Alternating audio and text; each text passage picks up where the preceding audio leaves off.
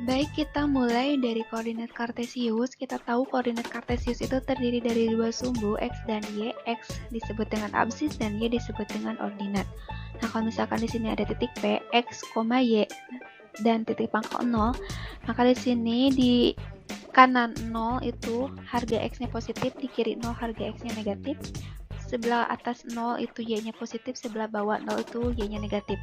Berarti di kuadran 1, x dan y-nya itu positif, di kuadran 2, x-nya negatif, y-nya positif, di kuadran 3, dua-duanya negatif, di kuadran 4, x-nya positif, y-nya negatif. Misalkan kita punya titik P 3,2, berarti karena di sini dua-duanya positif, artinya ada di kuadran 1 kan, kita menggambarkan titiknya ada di kuadran 1. Berarti kita tinggal hitung di 0 itu 3 ke kanan positif, ke x-nya positif 3 kali, kemudian y-nya ke atas 2 kali. Nah, pertemuan titik ini adalah letak dari titik P. Misalkan lagi ada sebuah titik ya pada koordinat kartesius ini. Nah, ini ada pada koordinat berapa? Kita tinggal hitung dari 0 karena di sini ada di kuadran 3 ya. X-nya negatif ke kiri kan? Kita hitung ada berapa x-nya, berapa langkah? 1, 2, 3, 4. Berarti 4 x-nya, negatif 4 karena di sebelah kiri. Kemudian ke bawah 1 langkah, berarti y-nya negatif 1. Berarti di sini titik ini terletak pada koordinat negatif 4, negatif 1. Itu mungkin perkenalan untuk koordinat kartesiusnya. Nah, kalau koordinat kutub seperti apa? Koordinat kutub misalkan di sini ada titik seperti yang tadi di koordinat kartesius ya, misalkan ada titik x, y. Nah, kalau kita tarik garis dari 0 dari titik pangkal ke titik tadi, maka ini akan membentuk suatu garis atau jarak ya. Jarak ini kita namakan dengan R. Kemudian jarak ini akan membentuk sudut terhadap sumbu X ini ya. Ini kita misalkan namakan alfa.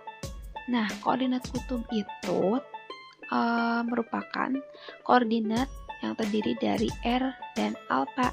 R, alfa kalau kartesius X, Y, kalau kutub R, alfa. Seperti itu. Jadi bisa kita definisikan bahwa koordinat kutub itu adalah sistem penentuan letak suatu titik berdasarkan jarak titik itu terhadap pangkal koordinat dan sudut yang dibentuk terhadap sumbu X. Kalau di sini sumbu X-nya yang positif. Lalu hubungan koordinat kutub dengan koordinat kartesius itu seperti apa? Nah, dari gambar yang tadi ya, kita lihat di sini. Di sini kan ada di depan sudut alfa itu ada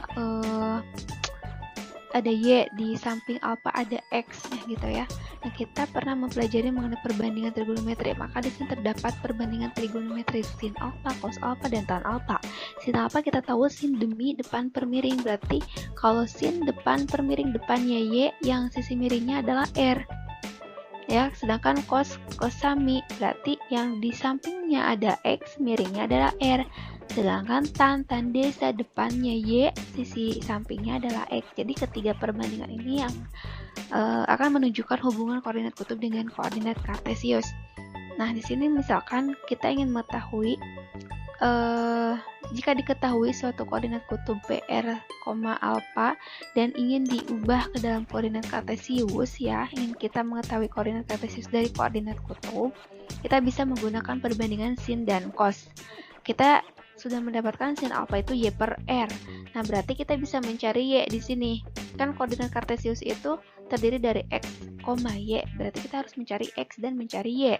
Untuk mencari y di sini kita bisa kali silang. Misalkan ini sin alfa itu sin alfa per 1 sama dengan y per r, bisa kita kali silang. Y kali satunya y sama dengan r kali sin alfa y, r sin alfa gitu. Jadi kita dapat rumus y sama dengan r kali sin alfa. Sedangkan untuk cos di sini misalkan cos alfa itu cos alfa per 1 sama dengan x per r. Nah, berarti untuk mencari x-nya x sama dengan r kali cos alfa. Sehingga untuk menentukan koordinat kartesius, kita bisa menggunakan rumus x sama dengan r cos alfa dan y sama dengan r dikali sin alfa. Nah, sekarang bagaimana kalau kita ingin mencari koordinat kutub sedangkan yang diketahuinya koordinat kartesius? Nah, koordinat kutub itu kan terdiri dari r, alfa ya, jarak, sudut. Nah, untuk jaraknya kita bisa lihat di sini. Lihat di sini. R itu untuk mencarinya bisa kita gunakan teorema Pythagoras karena dia merupakan sisi miring ya. Berarti untuk mencari R itu kita bisa menggunakannya dengan rumus teorema Pythagoras, yaitu R sama dengan akar dari X kuadrat ditambah Y kuadrat. Sedangkan untuk mencari sudutnya, kita bisa menggunakan sebenarnya ketiga perbandingan trigonometri, tapi kalau yang untuk lebih mudahnya lagi supaya tidak pusing ya kita gunakan tan alfa. Ya, karena nanti di dalam soalnya sudah diketahui Y-nya berapa, X-nya berapa gitu. Jadi untuk mencari koordinat kutub yang diketahuinya koordinat kartesius bisa kita mencari rumus ini. R-nya dengan teorema Pythagoras dan sudutnya dengan perbandingan tangen alfa. Nah, sekarang kita akan mencoba mengubah koordinat kutub ke koordinat kartesius. Di sini ada contoh soal. Koordinat titik P adalah 2,240 derajat. Tentukan koordinat kartesiusnya. Yang ditanyakan koordinat kartesius. Caranya, kita tahu bahwa koordinat kartesius itu yang dibutuhkan adalah X dan Y. Berarti kita harus menentukan X dan Y dengan cara yang tadi sudah kita pelajari. Berarti untuk mencari X itu adalah R dikali cos alpha, sedangkan untuk mencari Y adalah R dikali sin alpha. Nah, di sini R-nya di dalam soal itu sudah diketahui di dalam titik P, karena di sini 2,240 derajat, maka R-nya sudah pasti adalah 2. R atau hipotenusa atau sisi miringnya adalah 2. Kemudian alfanya ini yang ada derajatnya itu sudah pasti alfa, yaitu 240 derajat. Kita tinggal substitusi saja, X-nya sama dengan R cos alfa kan, ini rumusnya. Dan untuk mencari Y itu R sin alfa. Untuk X dulu, R dikali cos alfa berarti R-nya 2, cos alfanya 240 derajat. Nah, di sini kita tidak bisa langsung mencari nilai cos 240 derajat itu karena memang tidak ada dalam sudut istimewa.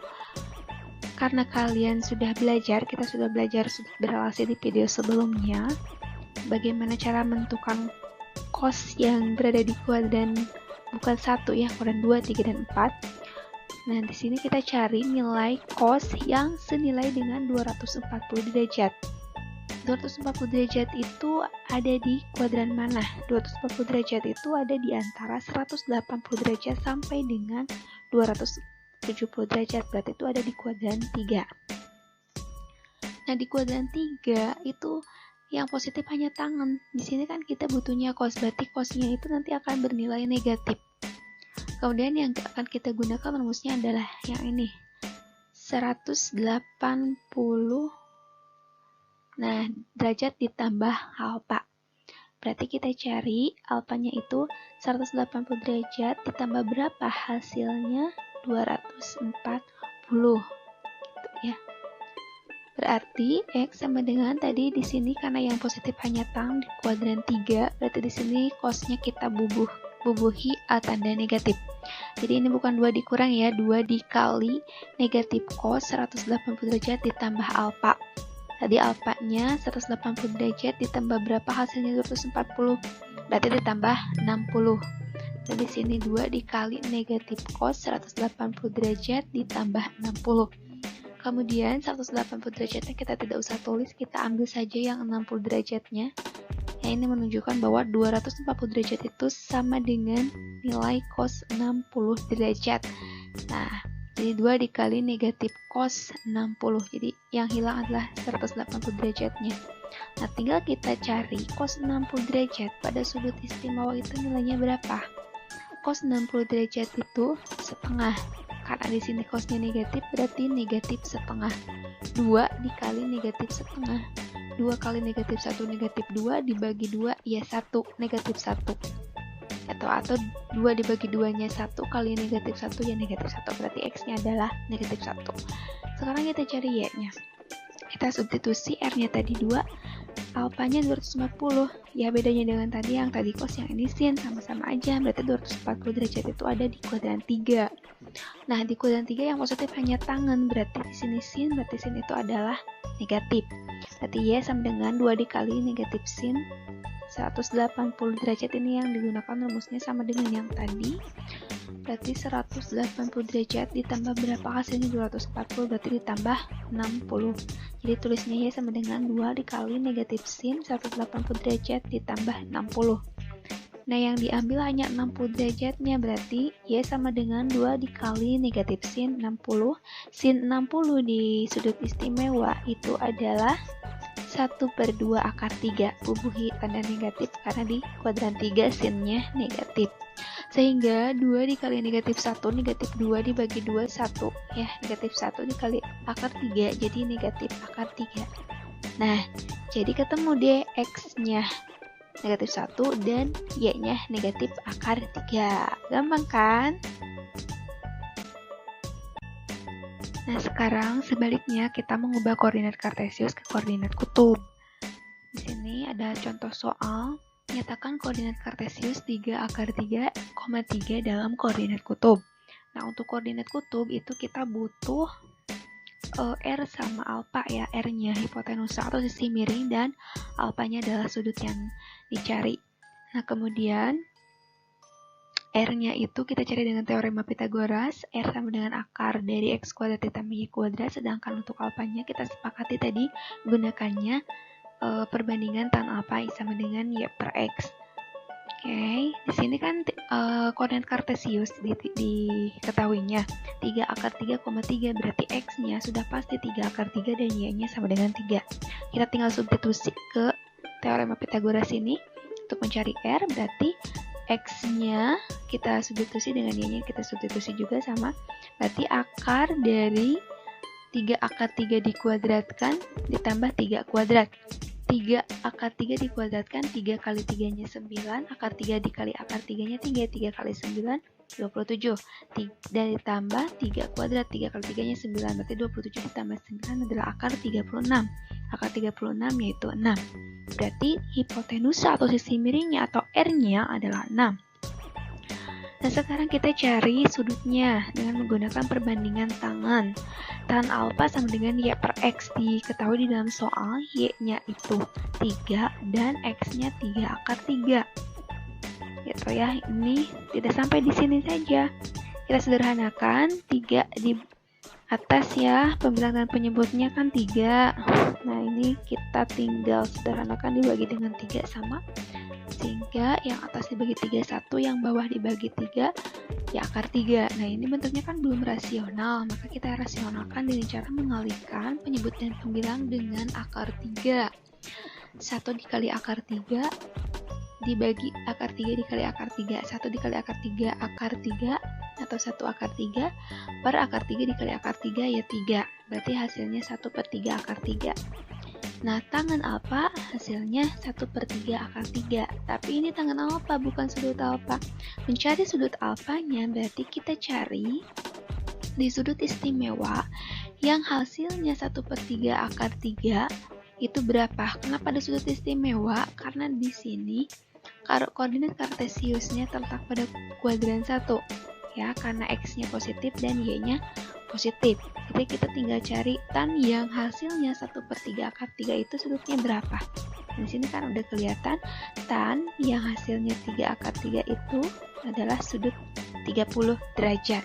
Berarti A-nya sama dengan 30 derajat. Seperti itu. Atau bisa kita sebutkan tan alfa sama dengan 1/3 akar 3, berarti alfa sama dengan arkes dari 1/3 akar 3, arkes dari tan alfa gitu ya. Di alfanya sama dengan 30. Sehingga diperoleh koordinat kutubnya itu P sama dengan 6,30 derajat. Gampang kan? Nah, sekarang masih kita mengubah koordinat kartesius ke koordinat kutub. Kalau tadi kan di kuadran 1 ya, nggak ada masalah. Nah, gimana sekarang kalau koordinat kartesiusnya itu ada di kuadran yang lain selain dari kuadran 1? Nah, di sini ada contoh soalnya, tekan koordinat kartesius 1, negatif akar 3 dalam koordinat kutub. Nah, 1, X-nya itu positif kan ini, X-nya positif, Y-nya negatif. Nah, kita cek ada di kuadran mana. Nah, yang X-nya positif dan Y-nya negatif ternyata itu ada di kuadran 4. Kalau kita lihat ini ya, ada di kuadran 4. X-nya positif, yang Y-nya ke bawah itu negatif. Berarti ada di kuadran 4. Ya ini sebenarnya nggak ngaruh kalau untuk mencari R, karena ini ngaruhnya nanti ketika kita menentukan sudut, ya sudut apa. Jawab X-nya 1, ini Y-nya negatif akar 3. Untuk mencari R atau hipotenusa atau sisi miring, ya kita substitusi ke dalam rumus teorema Pythagoras. Kita langsung substitusi aja X-nya 1 dan Y-nya negatif akar 3. 1 kuadrat itu 1, negatif akar 3 dikuadratkan, ya 3 ditambah 1, 4, akar 4, 2.